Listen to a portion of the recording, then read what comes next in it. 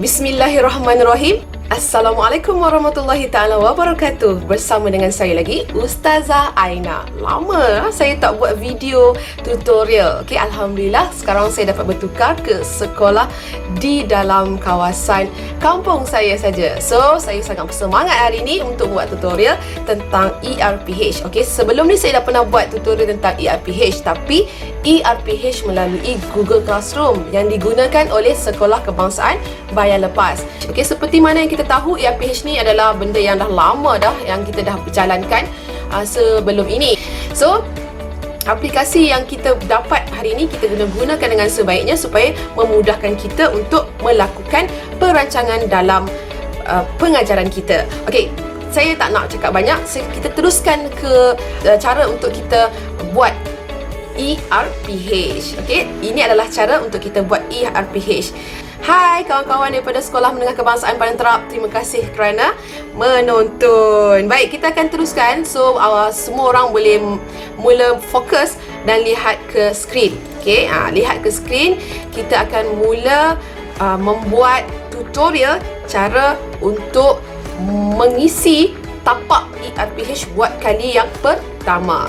Okey, sekarang kita lihat ke skrin. Yang pertama sekali, step dia nombor 1, masuk ke dalam Google Chrome. Okey, masuk dalam internet. Okey, sebab bila kita guna online mesti kita kena ada line internet, dan kita masuk ke Google Chrome, kemudian kita login apa? Email MOEDL. Okey, tujuan kita guna email MOEDL ni adalah kerana kita nak gunakan sepenuhnya email yang diberikan oleh KPM. Okey, so di sini adalah email kita. So kita login email kita. Pastikan semua orang ingat email masing-masing dan juga password dia. Kalau lupa, kena minta kat cikgu data kita lah, Cikgu Bakri di Sekolah Menengah Kebangsaan Padang Terap. Okay, selepas kita dah selesai login, cari drive. Okey, type dekat sini boleh Google Drive. So, dia akan keluar drive lah. Okey, bila kita dah login, sebenarnya semua bahan-bahan RPH kita tu ada dalam Google Drive. Tapi hari ni kita tak masuk melalui Google Drive. Sebenarnya, untuk pengetahuan semua, bahan kita ada dalam Google Drive. Saya tunjuk sepintas lalu bahan kita ada dalam Google Drive. Okey, Google Drive ni lah yang menyimpan bahan RPH kita. Okay, semua RPH yang ini adalah untuk paparan admin. Maksudnya, admin boleh mengakses semua sekali SMK Padang Terap. Okay, tetapi cikgu-cikgu yang nak masuk ni lagi elok kita masuk melalui Google Site. Okay, mana Google Site kita? Kita ambil dekat dalam kita punya group lah.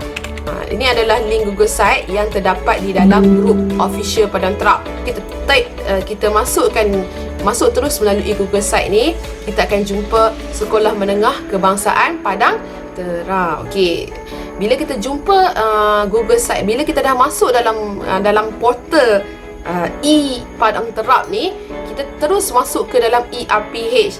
Okey, klik dekat ERPH ni, jangan pergi dekat sini klik kat hantar ataupun semak. Klik terus dekat ERPH. Okey, so kita klik kat ERPH. Bila masuk ERPH, dia akan keluarlah nama-nama, senarai nama yang berada di Sekolah Menengah Kebangsaan Padang Terap. Jadi yang di sini hanya guru-guru Padang Terap saja yang dapat mengakses bahagian ini. Jadi klik butang di nama masing-masing. Contoh saya lah. Okey, saya akan klik nama saya sendiri. Di sini nama saya, Siti Nur Aina. Klik nama saya. Bila saya klik nama saya, automatik naik folder, ada 13 folder tentang saya. Okey, folder ni menggantikan buku. Folder ini menggantikan buku kita. So, kita dah tak ada buku, kita dah ada file dalam secara maya. Buku kita adalah buku secara maya. So, dalam folder kita ni, apa yang kita nak kena isi?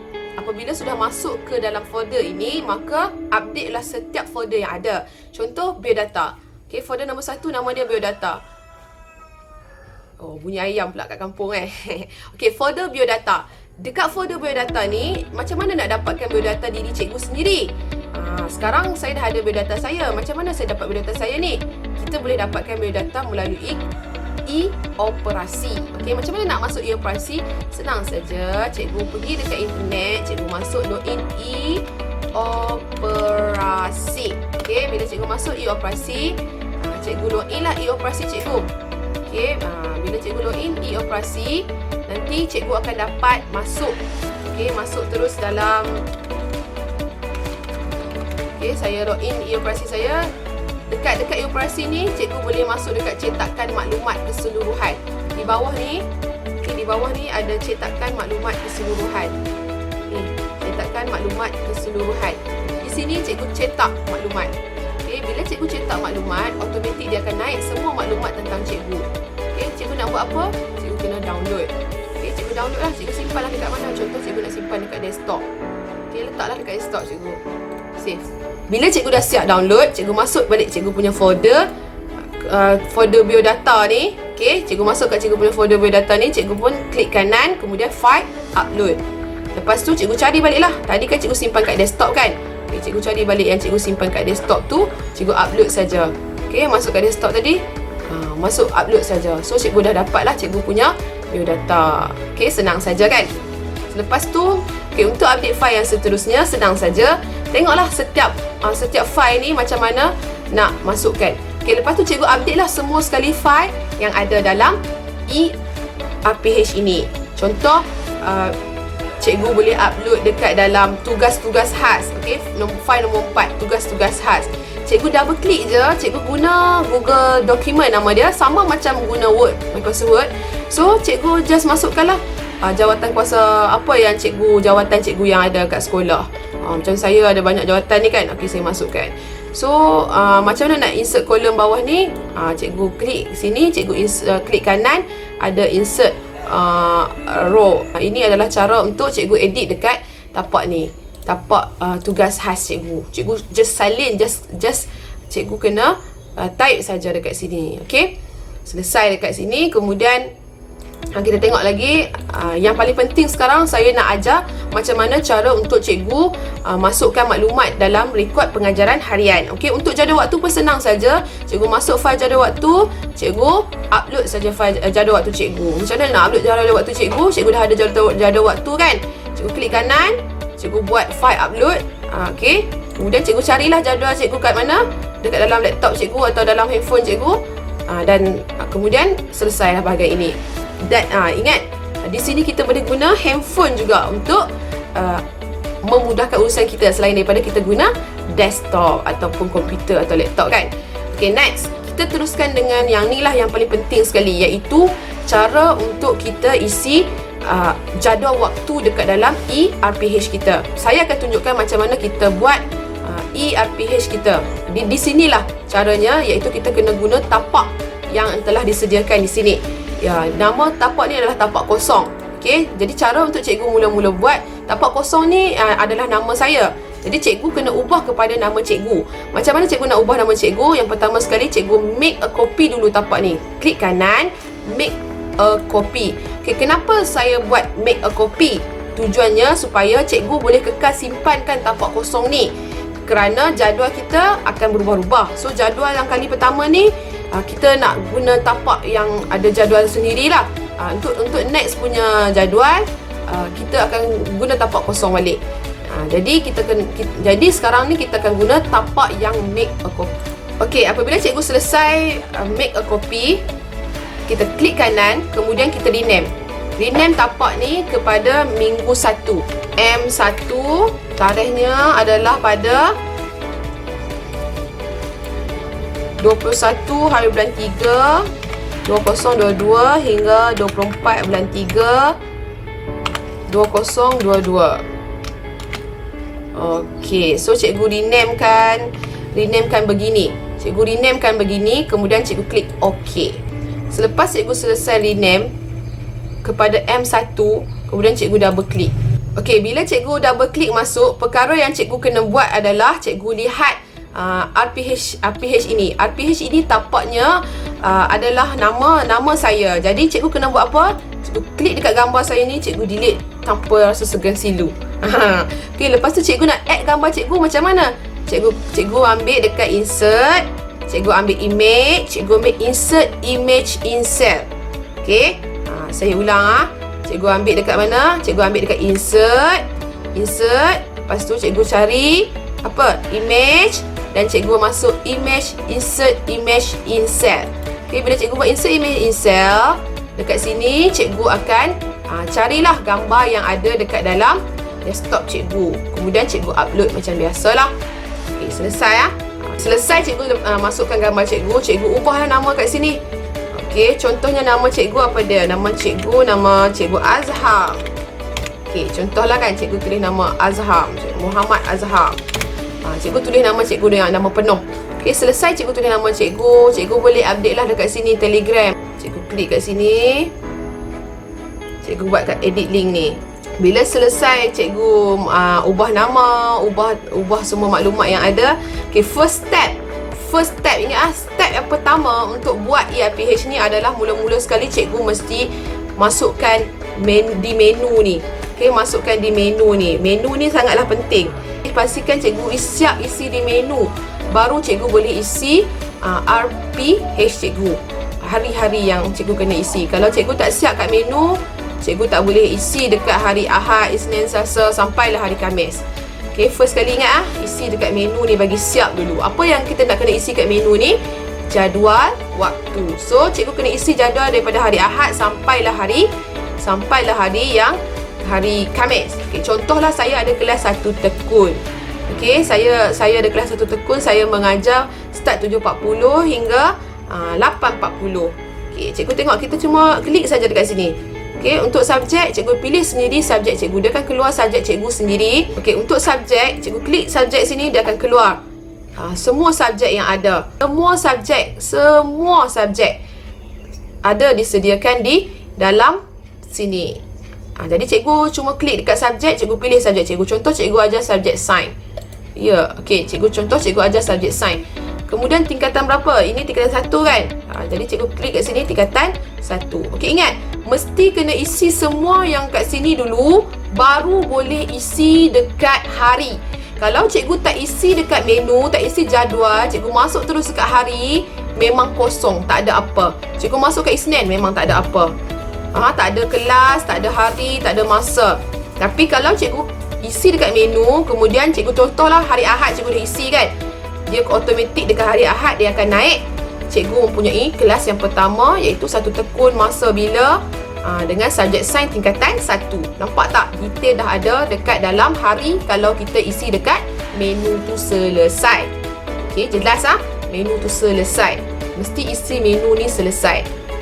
Jadual waktu selesai dulu, baru kita boleh isi apa yang ada pada setiap hari, jadual waktu pada setiap hari. Okey, jelas ya? Untuk penambahan untuk penambahan kita juga ada RPT. Dalam RPH ni ada RPT. Okey, ini adalah RPT, rancangan mengajar untuk tahunan. Cikgu nak buat RPH, cikgu kena rujuk kepada RPT, betul tak? Okey, jadi cikgu kena ada RPT dulu sebelum buat RPH. Jadi dalam tapak yang disediakan ni dah ada siap-siap dah RPT. Cikgu tak payah bimbang. RPT pun sama, klik-klik saja. Cikgu masuk dekat RPT ni, cikgu nampak tak subjek cikgu? Cikgu ubah dekat sini, bahasa Melayu ni, cikgu ubahlah. Cikgu ajar subjek apa? Tadi kita ajar subjek sains kan? Okey, cikgu boleh tarik kat sini sains. Dia naik sains kan? Okey. Bila cikgu masukkan subjek sains, automatik dekat RPT ni juga akan naik untuk subjek sains. Contoh antara 21 bulan 3 hingga 24 bulan 3 untuk subjek sains, cikgu nak ajar tajuk apa? Cikgu tengokkan subjek sains kan? Okey, cikgu dah dapat subjek sains. First kali cikgu tengok standard kandungan. Cikgu ambil lah 1.1. Jadi dalam 1 minggu tu tak payah banyak-banyak kan. Kita ambil 1.1 dulu, kita nak ajar satu kelas, kita nak ajar 1.1 dulu untuk standard kandungan. Dan standard pembelajaran boleh jadi 3 standard yang kita nak capai hari tu. 1.1.1, 1.1.2 dengan 1.1.3. Contoh kan, budak dapat menghubungkan aktiviti seharian, okey, dapat merumuskan kepentingan. Jadi cikgu ambil kat sini, kemudian cikgu bolehlah buat catatan. Contohnya kelas mana yang cikgu nak ajar pada minggu pertama ni. Okey, kita tengok bila cikgu dah ada RPT, automatik hari Ahad cikgu dah tahu dah nak ajar macam mana. Okey, contoh cikgu kita tadi kita ambil tema bidang dia kaedah saintifik, kita kata kan. Okey, so automatik bawah kaedah saintifik ni tajuk dia dah ada dah, tajuk pengenalan kepada penyiasatan saintifik. Standard kandungan nampak tak 1.1. Okey, sains sebahagian daripada kehidupan harian. Jadi standard pembelajaran kita ambil dah 1.1.1, 1.1.2, 1.1.3. Okey, sama macam RPT kita tadi kan. Okey, teruskan dengan objektif pula. Okey, pada akhir pembelajaran pelajar dapat, okey, kalau cikgu tengok kat sini suruh take sendiri, cikgu try tengok kotak yang kedua, ada tak objektif? Kalau tak ada juga, tengok objektif yang ketiga, ada tak? Tak ada juga. Yang keempat ada tak? Tak ada juga. Okey, bermaksud dalam subjek sains cikgu ni objektif dengan standard pembelajarannya hampir sama. Iaitu cikgu kena buat apa? Cikgu ambil standard pembelajaran ni jadikan objektif. Okey, ada sesetengah subjek objektif dengan standard pembelajaran dia dah asing kan. Sebab apa? Sebab contoh bahasa Melayu kan, dia kata memahami tentang tata bahasa, tapi dalam objektif dia tak boleh cakap memahami. Dia kena ada sesuatu perkara yang kita boleh taksir, kita boleh ukur. Sebab tu objektif dia tak ada. Jadi kalau yang macam ni objektif dah ada, merumuskan. Memang budak boleh membuat rumusan. Jadi macam mana cikgu nak buat? Cikgu cuma cikgu dah copy 3 kotak ni, cikgu ambil 3 kotak balik, cikgu pun paste. Ingat paste special, ambil paste special, paste value only. So dekat sini cikgu dah ada balik objektif sama macam standard. Alright, so kita teruskan kita teruskan lagi. Bila dah cikgu selesai semua isi, pastikan cikgu isi daripada atas ke bawah. Jangan tiba-tiba cikgu terus nak tulis refleksi, sebab dia takkan naik refleksi. Refleksi ni, okay, apa yang ada dekat dalam refleksi dia akan sama macam apa yang ada dekat dalam objektif. So objektif cikgu nak bezakan sikit, cikgu ubahlah dia punya nombor kan. Cikgu double klik kat sini. Okay, ini adalah objektif yang nombor 2. Cikgu ubah yang macam tu je. Okay, ini adalah objektif yang nombor 2. Okay, double klik untuk kat sini. Ini adalah objektif yang ke-3. Macam tu. Selesai. Dan untuk kriteria kejayaan, cikgu ambil daripada objektif juga. Okay, ambil daripada objektif juga, cuma dia lebih detail. Cikgu macam mana? Cikgu macam tadi, cikgu ambil 3-3. Cikgu macam mana cikgu nak select dah? Cikgu select terus 3-3 ni. Cikgu copy. Dekat kriteria kejayaan ni, cikgu select 3-3. Cikgu pun tekan kanan. Kemudian cikgu tekan paste special, paste value only. Nampak tak kriteria kejayaan sama dengan objektif, tapi kriteria kejayaan lebih detail. Contohnya menghubung kaitkan aktiviti seharian dengan sains. Jadi cikgu detailkan lagi dengan betul. Cikgu ubah perkataan macam tu untuk menjadikan dia satu kriteria kejayaan. Menghubungkan aktiviti seharian dengan sains dengan betul. So dia dah jadi satu kriteria kejayaan. Okey, mengitlak maksud sains. Mengitlak maksud sains dengan tepat. So cikgu kena ada satu kriteria supaya dia jadi satu kriteria kejayaan lah. Cikgu boleh tag sendiri saja benda ni. Okay, supaya dia jadi detail kepada kriteria kejayaan. Untuk sekolah yang TS25, kita kena letakkan kriteria kejayaan. Tapi tak banyak, sikit saja cikgu kena tambah dekat belakang ni. Merumuskan kepentingan bidang sains tersebut dalam kehidupan seharian. Okey, dengan tepat. Contohlah kita kata, tu simpelnya lah. Yang ni cikgu kena bincang dengan panitia cikgu lah kan, untuk detail tu kriteria kejayaan tu bagaimana. Okey, sebab setiap panitia mungkin berbeza dia punya cara untuk cikgu menyukat kriteria kejayaan tersebut. Okey, kita teruskan dengan aktiviti. Dalam ni pun dah ada aktiviti. Boleh cikgu boleh take sendiri ataupun cikgu boleh masukkan apa yang ada dekat sini. Okey, buat latih tubi ke, membuat bacaan ke, menjalankan eksperimen dengan betul. Okey, cikgu boleh masukkan apa saja. Kalau cikgu nampak kat sini tak ada lah kaedah yang cikgu nak guna, tak ada masalah, cikgu tag sendiri saja. Ataupun cikgu boleh masuk ke copy paste saja kat sini. Ingat, nak paste kita kena klik kanan, paste value only, paste special, paste value. Sebab tujuan dia supaya kita tak hilangkan format yang ada dekat sini. Alright, kita teruskan dengan EMK pula, nilai-nilai EMK apa yang ada dekat sini kan. Kita mesti kena ada kreatif dan inovasi ke. Okey, nilai-nilai ni cikgu masukkan dah. Kasih sayang, apa yang ada dekat dalam ni lah. Okey, saya ni main klik je lah kan. Nanti cikgu bacalah apa benda yang sesuai dengan cikgu punya tajuk hari tu. Okey, pastikan cikgu isi lah semua kotak-kotak kosong ni. Kalau pentadsiran kita nak buat dia ujian bertulis ke, okay, sambil-sambil mengajar budak tu kita nak dia tulis kan. So kita masukkanlah ujian bertulis. Okay, kita nak suruh dia membaca dengan kuat ke, ikut kita lah. Melalui pemerhatian kita nak suruh dia buat apa. hasilkan lukisan berdasarkan apa yang kita ajar hari tu. Okey, apa saja. Kalau tak ada, jangan risau, cikgu boleh edit, cikgu boleh tag sendiri. Alright, kita teruskan dengan refleksi. Dekat sini kalau cikgu tengok refleksi dia automatik. Kalau cikgu tulis objektif automatik, dekat sini cikgu tak kena tag dah. Refleksi dah ada sama macam objektif. Jadi cikgu nak tulis macam mana refleksi? Refleksi ni kena tulis selepas kita mengajar. Jangan tulis sebelum mengajar. Lepas mengajar baru kita letak refleksi. Tapi kita boleh tentukan siap-siap lah refleksi ni apa kan. Objektif kita adalah refleksi kita. So kita nak mengajar hari tu, berapa orang yang dapat mencapai. Contoh kita kata daripada budak kita ada 33 orang. So kita kata berapa orang yang dapat capai menghubung kaitkan aktiviti harian dengan sains. Contoh kita kata 15 orang dia dapat menghubung kaitkan aktiviti harian dengan sains. So cikgu just tulis lah daripada bilangan budak yang cikgu ada, murid yang dalam kelas cikgu. Okey, cikgu buat 8 orang dapat buat maksud sains. Okey, semua dah ada dekat sini. Merumuskan kepentingan sains berapa orang daripada 33 orang. So ini adalah jumlah pelajar cikgu. Ini adalah berapa orang yang dapat capai. Okey, lepas tu cikgu kena siap-siap adakan pemulihan dengan pengayaan sebab kita nak apa yang kita nak buat. Contoh kita kata untuk latihan, untuk pemulihan ada budak yang tak boleh kan yang mencapai. Contoh tadi kita kata 15 orang daripada dapat menghubungkan aktiviti harian sains. So lagi kita 18 orang kan, semua ada 33 orang kan. 18 orang dia nak buat apa?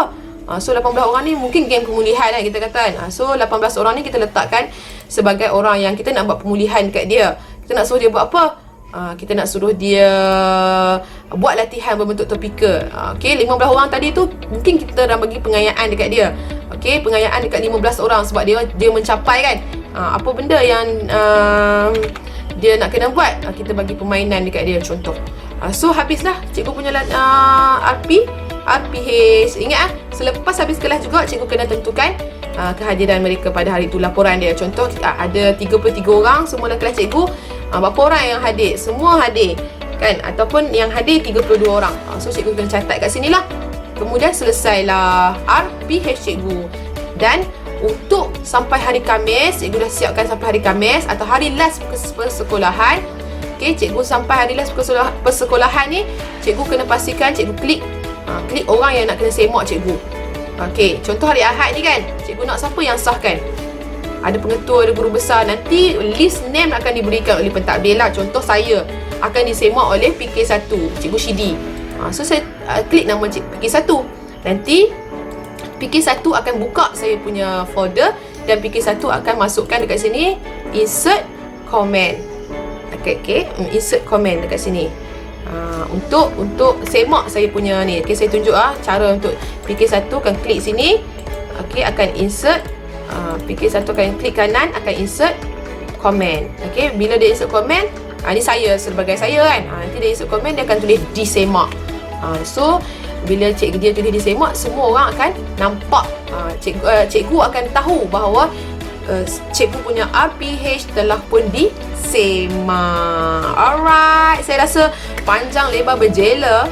Sebenarnya kalau kita nak buat LDP ni panjang cerita dia kan. Tapi alhamdulillah, saya yakin cikgu-cikgu di SMK Padang Terap sangat cepat untuk dapat apa yang kita pelajari pada hari ini.